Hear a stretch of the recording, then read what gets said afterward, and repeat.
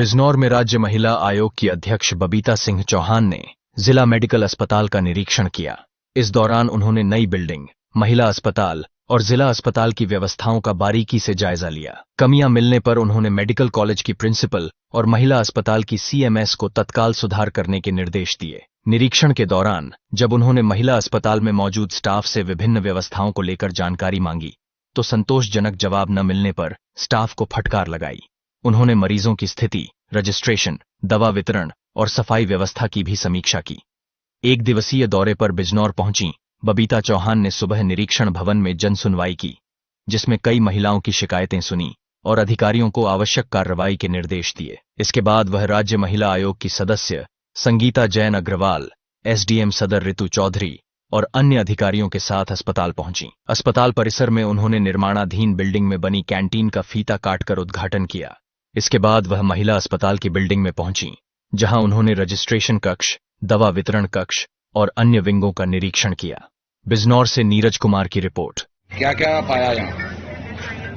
मैंने हॉस्पिटल का भी निरीक्षण किया है और बराबर में जो कॉलेज है वहाँ भी मैं गई थी। वहाँ आज एक कैंटीन का शुभारंभ किया है, जो बहुत ही कहना चाहिए कि एक अच्छी आधुनिक टेक्निक वहाँ इस्तेमाल की जा रही है खाना बनाने में। वो बिल्डिंग भी बहुत ही अच्छी बनी हुई है, जो शायद अब 1-2-4 दिन में शुरू हो जाएगी। हॉस्पिटल में यहाँ आई, आपको ध्यान होगा कि मैं पहले 2 महीने पहले भी आई थी यहाँ। लगभग यहाँ बहुत अव्यवस्थित थी सारी चीजें, तो अब सीएमएस मैडम मेरे साथ हैं। मुझे अच्छा लगा कि जो मैं सुधार के लिए यहाँ कह के गई थी वो सारी मुझे व्यवस्थाएं व्यवस्थित लगी।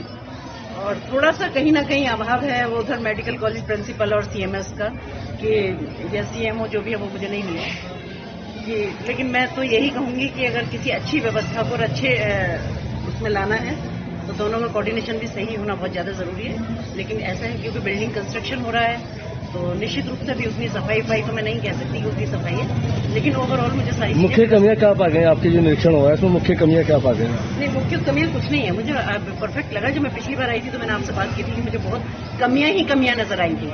लेकिन आज मैं कह सकती हूँ कि काफी सारा यहाँ सुधार है, और चाहे वो सफाई को लेके है, चाहे वो व्यवस्थाओं को लेके है, और स्टाफ और ये तो सब पहले से ही यहाँ भरपूर है, कोई कमी नहीं है। अच्छा, जैसे कोऑर्डिनेशन को कह रही हैं आप, तो दोनों का कैसे सही होगा? इनका हो जाएगा, ऐसा नहीं है। कौन मध्यस्थता कराएगा इनकी?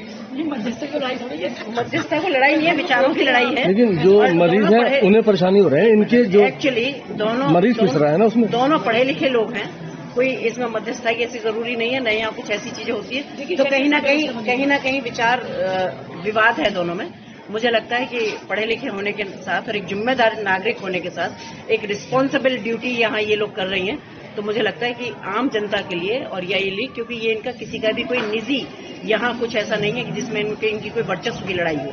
इसको वर्चस्व को छोड़ के, अहम को छोड़ के, सबको त्याग के दोनों घर इकट्ठी रहेंगी और कोऑर्डिनेशन अच्छा रहेगा। कुछ घर से प्राइवेट प्रैक्टिस कुछ लोग घर से प्राइवेट प्रैक्टिस कर रहे हैं, उनके लिए क्या कहेंगे?